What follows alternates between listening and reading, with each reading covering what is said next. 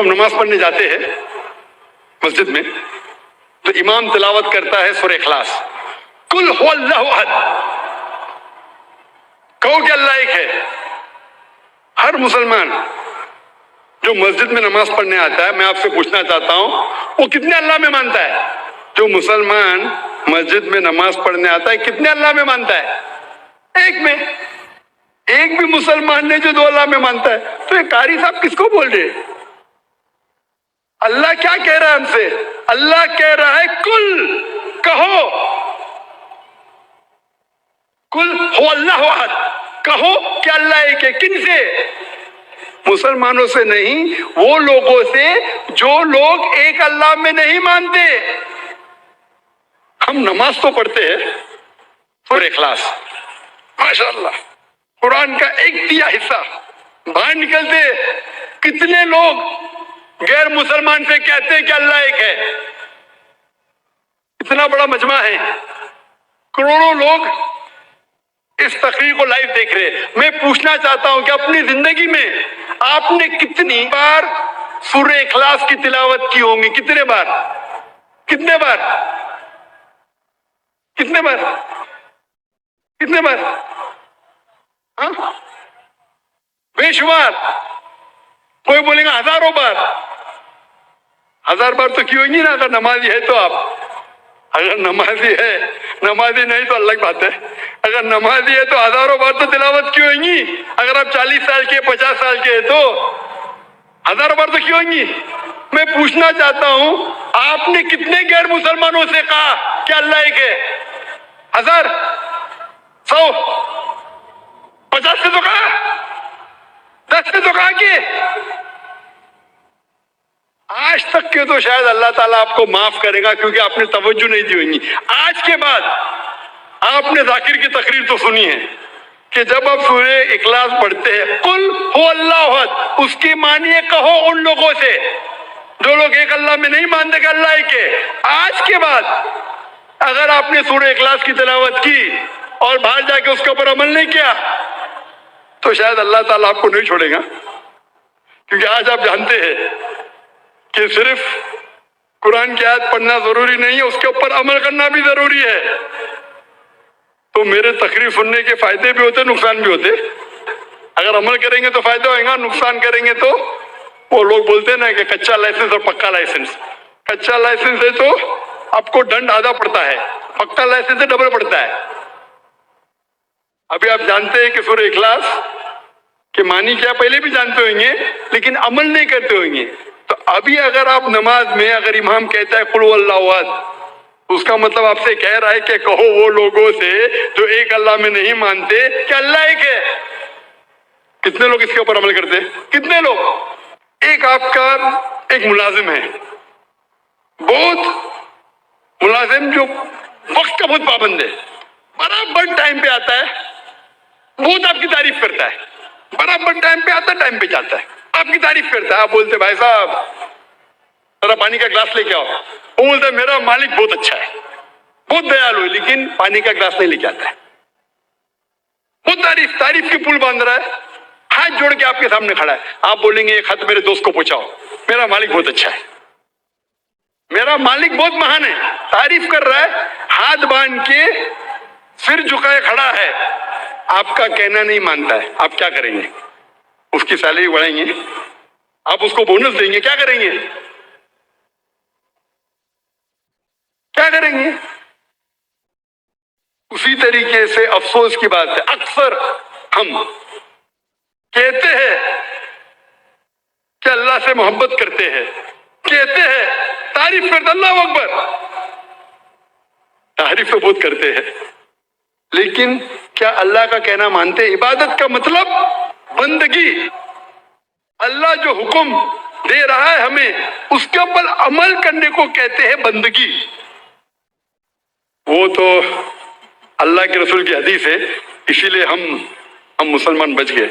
اللہ کے رسول فرماتے کہ وہ اللہ کی رحمت کے بنا کوئی بھی انسان جنت میں نہیں جا سکتا، صرف اعمال پہ۔ اگر ہمارے اعمال کے ذریعے ہم صرف جنت میں جائیں گے تو ایک بھی انسان دنیا میں جنت میں نہیں جائے گا۔ साहबा अल्लाह के रसूल से पूछते, या अल्लाह के रसूल क्या आप भी? तो वो कहते हाँ मैं भी।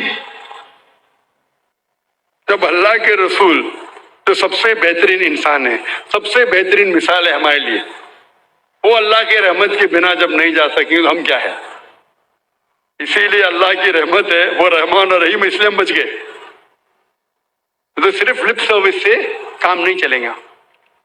मैं मिसाल देता हूं, आप बीमार होते हैं तो किसके पास जाते हैं आप? डॉक्टर के पास। आसान सवाल, आसान जवाब, उसके लिए कोई रिवॉर्ड नहीं। आप जाते डॉक्टर के पास, डॉक्टर आपको प्रिस्क्रिप्शन देता है, 3 बार दवा लो, सुबह को ब्रेकफास्ट के बाद, नाश्ते के बाद दवा लो, दोपहर को लंच के बाद दवा लो, और रात को डिनर के बाद दवा लो। आप घर पे वापस आते, सुबह को नाश्ते के बाद प्रिस्क्रिप्शन पढ़ते, मुझे दवा लेना है नाश्ते के बाद, और बंद कर लेते। दोपहर को फिर से खोलते कि मुझे दवा लेना है लंच के बाद, फिर से बंद कर लेते। फिर डिनर को फिर से खोलते, फिर से पढ़ते, लेकिन दवा नहीं लेते। क्या आपकी बीमारी दूर होगी? वो हम मुसलमान करते, पढ़ रहे खत्म कुरान, लेकिन कुरान पे अमल नहीं कर रहे। अब डॉक्टर आपको प्रिस्क्रिप्शन देगा, अल्लाह सुब्हाना व तआला सारे डॉक्टरों से ऊंचा है, वो हमारा खालिक है, हमारा रब है, हम उसका प्रिस्क्रिप्शन कुरान मजीद, ये सारी इंसानियत के लिए अल्लाह सुब्हाना व तआला का सबसे आखिरी प्रिस्क्रिप्शन है। क्योंकि मैं डॉक्टर हूं, मैं मेडिकल लैंग्वेज में बात कर रहा हूं, कौन मुझे फतवे मत लगाना भाई, मैं उर्दू जबान में कमजोर हूं, बोलेंगे जाकिर भाई कहते प्रिस्क्रिप्शन है।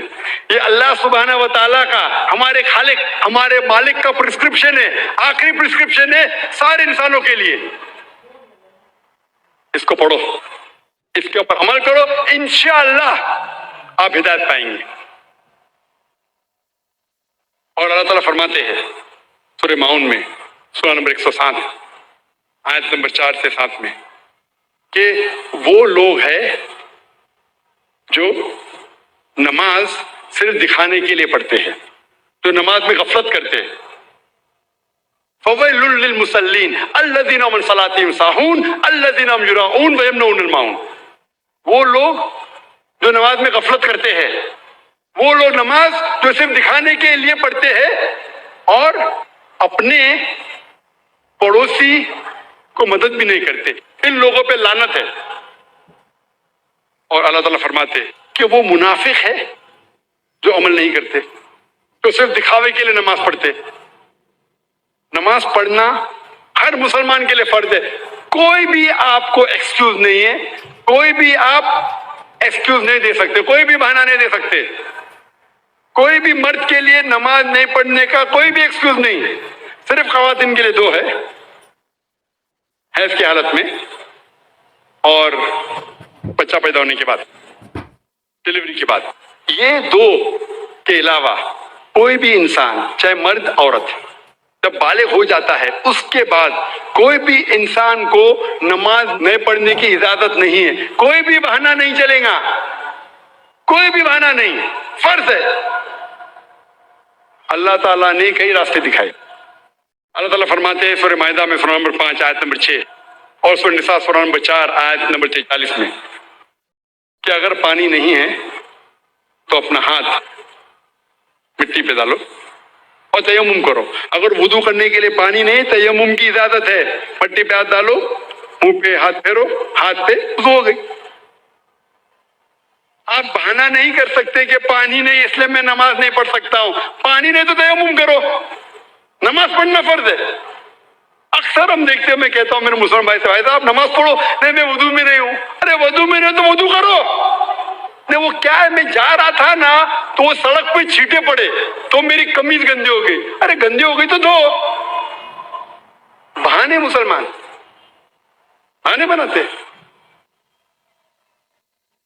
पूछेंगे नहीं जरा मेरी हालत सही नहीं है इसलिए नमाज नहीं पढ़ना चाहता हूं। वजू नहीं तो वजू करो, अगर कपड़े गंदे हो गए तो कपड़े धो, अगर नहाने का तो नहाओ लेकिन नमाज पढ़ो।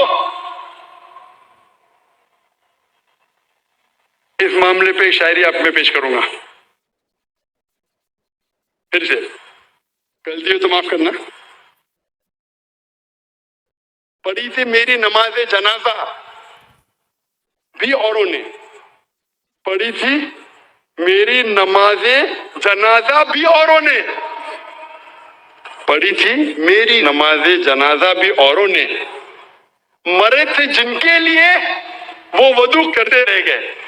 مرے تھے جن کے لیے وہ وضو کرتے رہ گئے. جس کے لیے ہم محنت کرتے ہیں وہ اپنے وضو کے اندر ہی رہ گئے, نماز کے لیے نہیں آئے. یہ شاعر نے کہا تھا وہ لوگ کے لیے جو احسان فراموش ہے. اس سے بڑا احسان فراموش کون ہو سکتا ہے جو اللہ نے ہمیں اتنی عزت دی, ہمیں اتنے نعمتیں دی اور ہم اس کا شکر ادا نہیں کرتے, نماز بھی نہیں پڑھتے, بہانے نکالتے. اللہ تعالیٰ فرماتے ہیں سورہ نساء میں سورہ نمبر 4 آیت نمبر 101 میں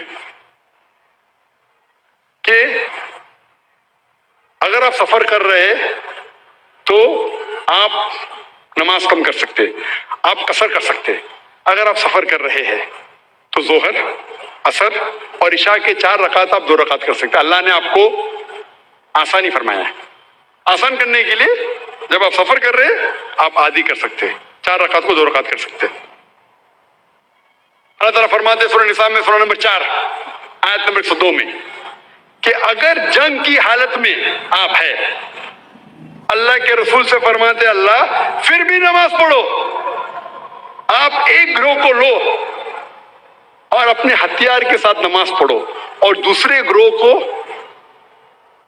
احتیاط برتنے کے لیے رکھو. آپ کی نماز جب پوری ہو جائیں گی تو پہلی گروہ گارڈ کرے اور دوسری گروہ نماز پڑھے. آپ سوچ سکتے ہیں کہ جنگ کے حالت میں, جہاد کے حالت میں, جو جان خطرے میں, وہاں بھی نماز کو چھوڑنے کی اجازت نہیں ہے. آپ کی جان خطرے میں, نماز کا وقت ہو گیا, آپ نہیں کہہ سکتے ارے بھائی میں جہاد کر رہا ہوں, لڑ رہا ہوں, ابھی کیا نماز پڑھوں. جہاد کی حالت میں بھی نماز پڑھنا فرض ہے. ایک گروہ نماز پڑھے ہتھیار کے ساتھ, دوسرا گروہ دیکھ بھال کرے کہ کوئی دشمن ہم پہ حملہ نہ کرے. پہلا گروہ نماز پڑھ کے فارغ ہو جائے گا, دوسرا گروہ نماز پڑھے اور پہلا گروہ دیکھ بھال کرے کہ کوئی حملہ نہ کرے. اگر آپ کو ہتھیار اٹھانے کو مشکل پیش آ رہی ہے یا بارش ہے تو آپ ہتھیار کو نیچے رکھ سکتے, لیکن پھر بھی احتیاط برتو, شاید دشمن آپ پہ حملہ کرے. جنگ کی حالت میں جب نماز ترک کرنے کی اجازت نہیں ہے, نماز چھوڑنے کی اجازت نہیں ہے, تو آپ سوچ سکتے کوئی بھی بہانہ نہیں چڑھے گا نماز نہیں پڑھنے کے لیے. اللہ تعالیٰ فرماتے قرآن مجید میں سورہ بقرہ میں سورہ نمبر 2 آیت نمبر 239 میں کہ اگر دشمن آپ کے پیچھے ہے تو آپ نماز چلتے چلتے بھی پڑھ سکتے ہیں, سواری پہ بھی پڑھ سکتے. اگر دشمن آپ کے پیچھے آپ رک کے نماز نہیں پڑھ سکتے, رک کے نماز پڑھو دشمن حملہ کریں گے, تو چلتے چلتے نماز پڑھو. سواری پہ, اونٹ پہ, گاڑی میں نماز پڑھ سکتے, لیکن جب آپ محفوظ جگہ پہ پہنچو تو پھر آپ جس طریقے سے اللہ کے رسول نے فرمایا اس طریقے سے نماز پڑھو.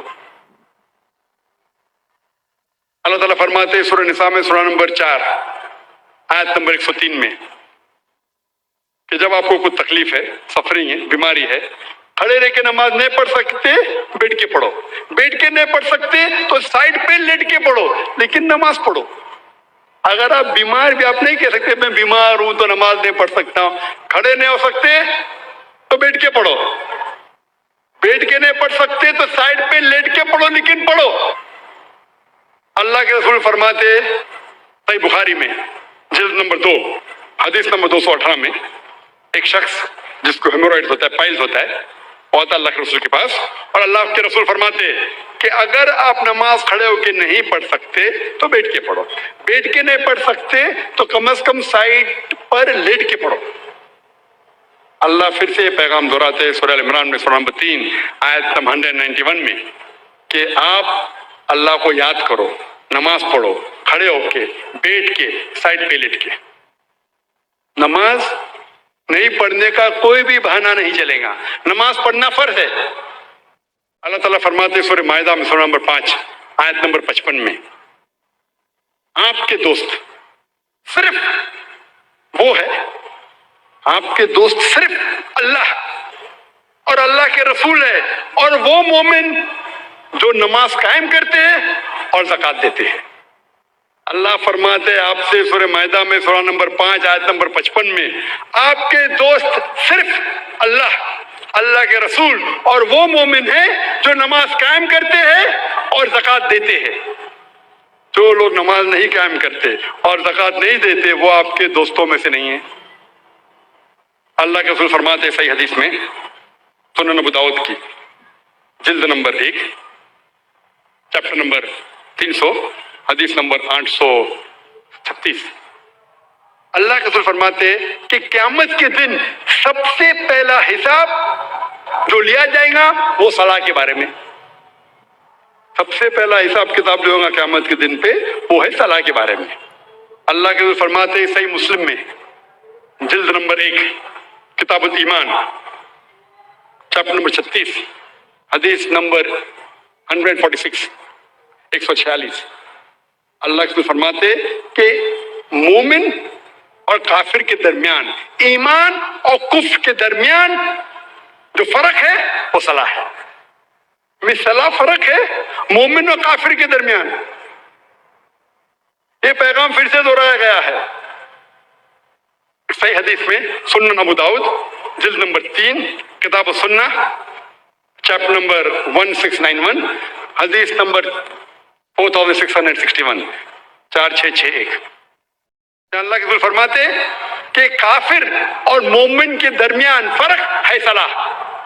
اس کا مطلب وہ کہ اللہ کے رسول کہہ رہے ہیں جو انسان صلاح نہیں قائم کرتا، نماز نہیں پڑھتا، وہ کافر جیسا ہے۔ اور اللہ تعالیٰ فرماتے سورہ مدثر میں سورہ نمبر 74 آیت نمبر 41 سے 43 میں کہ جو گنہگار دوزخ میں ڈالے جائیں گے اور ان سے پوچھا جائے گا آپ کیوں دوزخ میں ہیں، تو وہ کہیں گے ہم صلاح پڑھنے والوں میں سے نہیں تھے۔ ابراہیم علیہ السلام دعا کرتے ہیں سورہ ابراہیم میں سورہ نمبر 14 آیت نمبر 40 میں، اے میرے رب مجھے صلاح قائم کرنے والا بنا اور میرے بچوں کو بھی صلاح قائم کرنے والا بنا۔ قرآن مجید میں دعا ہے سورہ بقرہ میں سورہ نمبر 2 آیت نمبر 101 میں، ربنا آتینا فی الدنیا حسنۃ وفی الآخرۃ حسنۃ وقنا عذاب النار۔ اے رب ہمیں اچھی چیز دے، ہمیں کامیابی دے اس دنیا میں اور آخرت میں، اور ہمیں دوزخ کی آگ سے بچا۔ تقریر ختم کرنے کے پہلے اور قرآن کی آیت تلاوت کرنے کے پہلے میں پھر سے ایک شاعری کہوں، میری زندگی کا مقصد ہے تیری دین کی سرفرازی، میری زندگی کا مقصد ہے تیرے دین کی سرفرازی، میں اسی لیے مسلمان، میں اسی لیے نمازی۔ لیکن پھر بھی اس آیت کے مقابلے میں شاعری پھیکی ہے۔ اللہ تعالیٰ فرماتے ہیں سورہ انعام میں سورہ نمبر 6 آیت نمبر 162 اور 163 میں، کل ان صلاتی و نسکی و محیای و مماتی للہ رب العالمین وبذالک امرت وانا اول المسلمین۔ کہو کہ میری صلاح، میری قربانی، میری زندگی، میری موت صرف اللہ کے لیے ہے اور اس کا کوئی شریک نہیں، اور میں ان میں سے ہوں جو سب سے پہلے اللہ کو سجدہ کرتا ہوں اور کہتا ہوں کہ میں مسلم ہوں۔ وآخر دعوانا الحمدللہ رب العالمین۔